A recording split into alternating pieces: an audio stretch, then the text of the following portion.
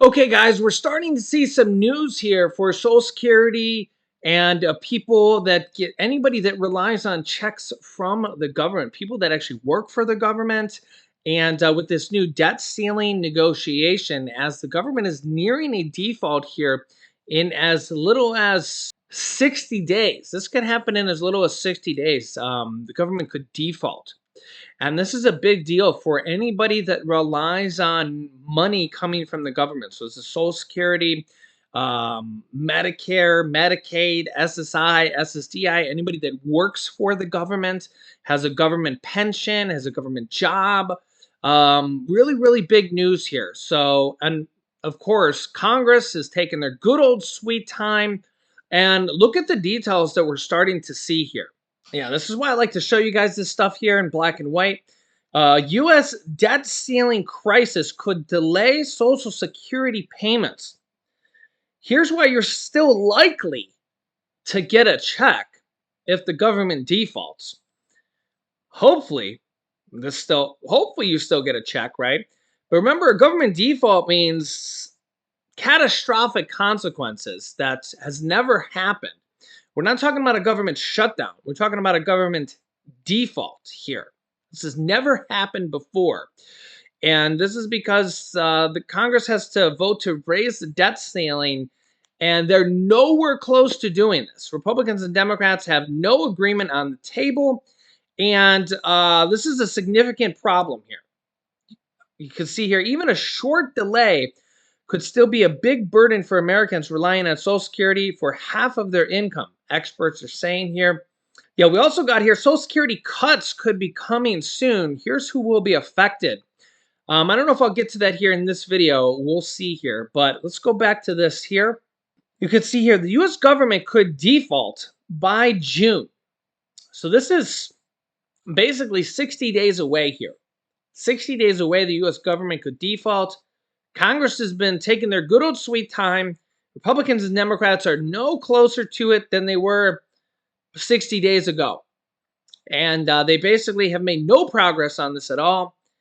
And in fact, Republican leader Kevin McCarthy said that Biden has refused to meet with him. So this is not going good. You can see here the U.S. hit its $31.4 trillion debt limit on January 19th, 2023. You can see it's been months since then, and no progress has happened. The Department of Treasury has been undertaking a set of extraordinary measures to help the government service its debt. Secretary of Treasury Janet Yellen said in a letter to Congress. The Treasury has calculated that those measures would be sufficient only until early June, until the government basically runs out of money in their checking accounts, basically. This is the U.S. government running out of money. They can't print more money until Congress allows them to. This is a significant problem. If Congress fails to raise or suspend the debt limit before June, the federal government would run out of money to pay all of its obligations. This includes the $90 billion monthly Social Security payments.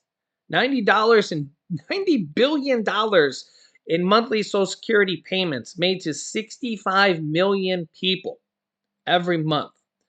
So that's how much money they spend in Social Security payments every single month. So just kind of think about that. To 65 million people, according to the National Committee to Preserve Social Security and Medicare. Medicare and Medicaid payments could also be delayed. Saying, quote, even a short delay in the payments of Social Security benefits would be a burden for the millions of Americans who rely on their earned benefits to pay for out-of-pocket health care expenses, food, rent, and utilities, the committee has said. In fact, almost 2/3 of beneficiaries depend on Social Security for half of their income, and 40% rely on their benefits for 90% or more of their income. So imagine if there's even just a delay on this, even just a delay. Without the authority provided by increasing or suspending the debt limit, it is more likely than in the past that Social Security beneficiaries will feel the full impact of a default, the committee has said. Recently proposed legislation is seeking to allow the Treasury to issue debt to pay principal and interest on what it owes to avoid default, even as it hits the debt ceiling later this year.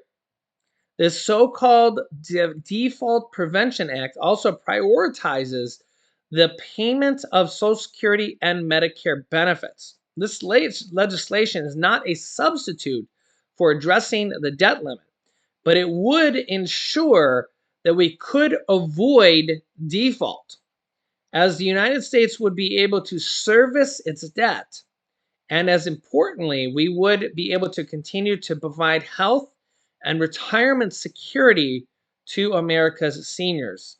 This is coming from the House Ways and Means Committee Chairman, Representative Jason Smith, who is a Republican from Missouri. I always get Missouri and Montana a little bit confused because of the MO. He said in a statement. However, Treasury Secretary Janet Yellen warned that there is no shortcut for dealing with the U.S. debt ceiling issue, saying, quote, prioritization is simply not paying all of the government bills when they come due. Remember that if the government starts not paying any of the government's bills, this is going to lead to a downgrading of the US government's credit rating, which is going to be significantly bad for our country. And this is going to mean that the government's going to have to pay more money on its interest because their credit rating is going to go down. Remember, the full faith and credit of the US government means that the government will always pay its bills. And if this happens, it's because Republicans and Democrats won't or can't agree to raise the debt limit to the debt ceiling, which they haven't done yet. And right now, Republicans are demanding cuts to spending. Democrats don't want to do this to a lot of spending programs. Okay, I mean, they're talking about cuts to SNAP benefits, which has already happened here. As if you know this, if you're on SNAP benefits, you've already seen the cuts to the pandemic benefits that are poof gone now.